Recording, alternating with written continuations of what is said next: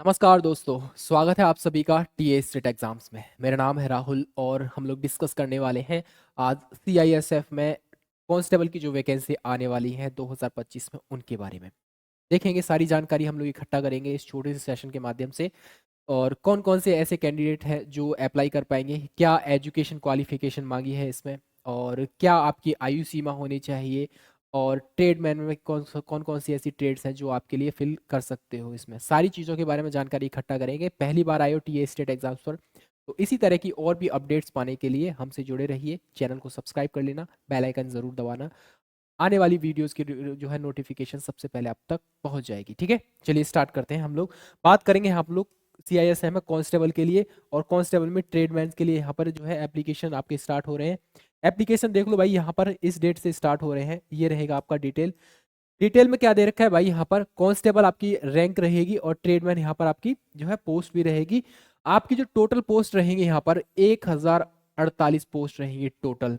और याद रखना, आपके 5 मार्च से लेकर 3 अप्रैल तक आपके एग्जामिनेशन के लिए रजिस्ट्रेशन स्टार्ट हो रहे हैं। 5 मार्च से लेकर 3 अप्रैल के लिए जब आप रजिस्ट्रेशन कराएंगे तो कौन कौन से ऐसे डॉक्यूमेंट्स हैं उनके बारे में भी हम लोग चर्चा करेंगे।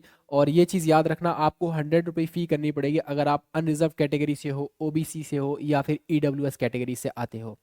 बाकी की जो कैटेगरीज हैं, चाहे एससी हो, एसटी हो, विमेंस हो, एक्स सर्विसमैन हो, उन सभी के लिए फी में एग्जेम्पशन कर दिया गया है, यानी फी छूट के दे दी गई। यहाँ पर कोई फी पे नहीं करनी है आपको। ठीक है, लेवल 3 की जॉब रहेगी। सिलेक्शन का प्रोसेस देख लीजिए भाई। यहाँ पर सबसे पहले आपका पीईटी और पीएसटी होगा, यानी कि हाइट, वेट, चेस्ट और फिजिकल होगा आपका, जिसमें आपकी 1600 मीटर की रनिंग है मेल्स के लिए और 800 मीटर की रनिंग रहेगी आपकी फीमेल्स के लिए। ठीक है, उसी के साथ में आपका हो जाएगा डीबी और ट्रेड टेस्ट भी हो जाएगा उसी समय पर।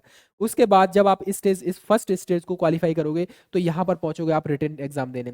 रिटन एग्जाम आपका ओएमआर बेस्ड भी हो सकता है और सीबीटी बेस्ड भी हो सकता है, दोनों उन्होंने लिख रखा है। बट मोस्टली चांसेस होते हैं कि आपका सीबीटी बेस्ड होगा, जैसा कि होता आया है अब तक। ठीक है, उसके बाद आप देखोगे टोटल वैकेंसीज का मेडिकल के लिए 2 गुना इन्होंने बोला है कि 2 गुना कैंडिडेट्स को हम लोग बुलाया जाएगा यहाँ पर मेडिकल एग्जामिनेशन के लिए। ठीक है, यानी टोटल आपका बुलाया जाएगा 2048 का कर दीजिए यहाँ पर 2100 के समथिंग यहाँ पर कैंडिडेट्स को यहाँ पर बुलाया जाएगा।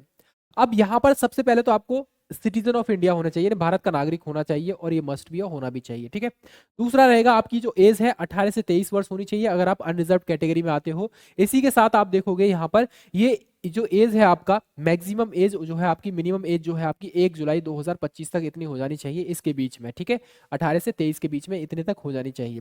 उसी के साथ आप देखोगे ओबीसी जो कैंडिडेट है यहाँ पर, उनके लिए आयु में छूट दे रखी है। जो ओबीसी कैंडिडेट है उनको 3 साल की छूट दे रखी है।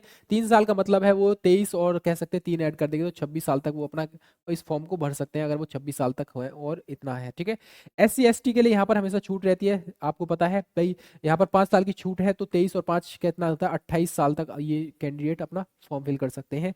एक्स सर्विसमैन के लिए भी यहाँ पर छूट दे रखी है और ये जो रहेगी आपकी 26 साल तक ये अपने इस फॉर्म को फिल कर सकते हैं। तो ये रहेगा आपका एज का क्राइटेरिया। एक चीज और कंफर्म कर देता हूं मैं यहाँ पर, जो आपका एजुकेशन क्वालिफिकेशन है यहाँ पर, ये चीज भी याद रखना, जस्ट 10 या फिर उसके इक्वलेंट कोई डिग्री मांगी है। 10th प्लस स्किल जो है आपका मांगा है। ठीक है, स्किल सर्टिफिकेट। अभी हम बताएंगे कौन कौन सी ऐसी पोस्ट है जहां पर आपको सर्टिफिकेट की रिक्वायरमेंट पड़ेगी। आगे बात करेंगे हम लोग यहाँ पर। मेल के लिए हाइट होनी चाहिए भाई 170 सेंटीमीटर की हाइट होनी चाहिए। चेस्ट आपका होना चाहिए 80 से 85, मतलब मिनिमम 80 सेंटीमीटर होना चाहिए और फुलाव के साथ आपका जो चेस्ट है वो 85 सेंटीमीटर होना चाहिए। और ये होता है ओनली मेल कैंडिडेट के लिए। फीमेल कैंडिडेट के लिए चेस्ट की रिक्वायरमेंट नहीं होती है किसी भी कह सकते हैं डिफेंस एग्जाम में।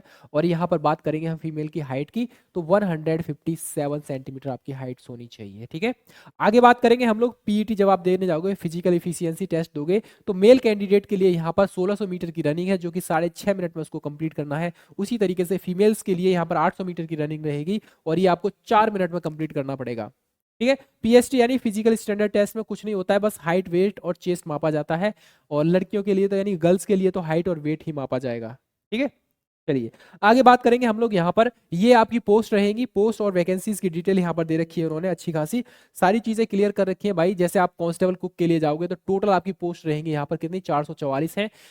मेल के लिए कितनी है, 400, फीमेल के लिए कितनी ही रहेगी। कांस्टेबल कॉबलर के लिए रहेंगी आपकी टोटल 8 पोस्ट रहेंगी यहाँ पर, मेल और फीमेल का आप देख लेना आपको अपने हिसाब से। कांस्टेबल बार्बर है आपका, टोटल पोस्ट है 180, यहाँ पर 236 पोस्ट रहेंगी वॉशरमैन की रहेंगी, यहाँ पे 136 स्वीपर की रहेंगी यहाँ पर, इस तरीके से सॉरी 137 यहाँ पर स्वीपर की रहेंगी। इस हिसाब से देखा जाए तो आप अपना देख लेना, जो भी ट्रेड है आपके पास उस ट्रेड से रिलेटेड सर्टिफिकेट भी होना जरूरी है आपके पास, ठीक है।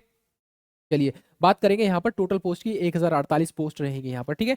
आगे बात करेंगे हम लोग यहाँ पर, इस तरीके से आपको ये डॉक्यूमेंट्स की रिक्वायरमेंट रहेगी। सबसे पहले तो आपके पास होना चाहिए भाई, क्या होना चाहिए, एजुकेशन क्वालिफिकेशन, यानी 10th प्लस होना चाहिए, जिसमें आपका मेंशन कर रखा हो भाई डेट ऑफ बर्थ के बारे में। सीधी सीधी और सिंपल सी बात समझ लेना, डेट ऑफ बर्थ मैट्रिकुलेशन के हिसाब से काउंट होती है, ठीक है।